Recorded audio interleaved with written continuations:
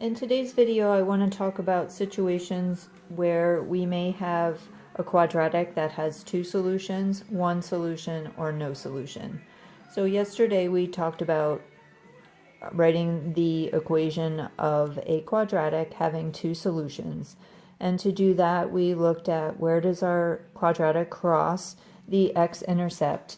And in this case, at these 2 points, x equals -2, y equals 0, so x equals -2, and at x is equal to 1.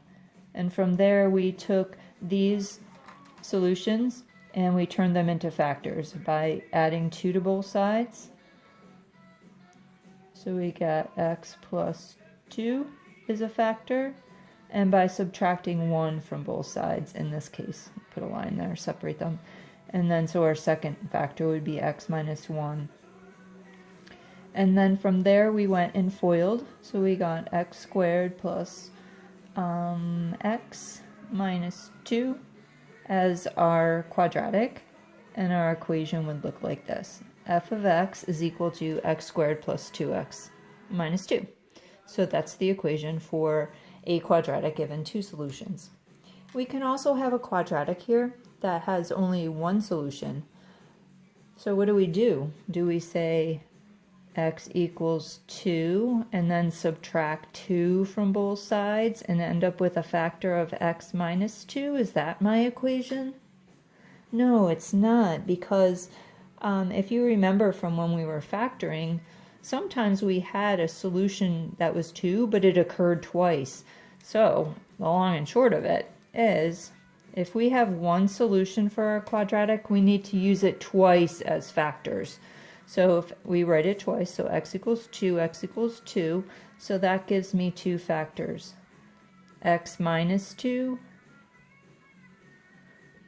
times x minus 2. Sometimes you'll see this written as x minus 2 squared to make it look like a function equation. We write f of x is equal to x minus 2 times x minus 2, or you could write f of x is equal to x minus 2 squared. I'll accept either one.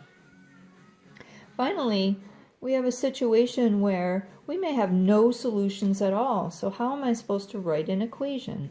Well, I can't. I can't, given solutions for this. There is an equation for this quadratic. It's just using the method that we've been learning the past couple of days, we can't do it. I just wanted to point out that you could have a quadratic that looks like that. You could have one up here. You could have these quadratics all over your coordinate plane as long as they don't intersect the x-axis. Then it has no solutions. These solutions are also known as imaginary. I'm going to spell that wrong. Imaginary. Okay, so if we have no solutions, the solutions are imaginary.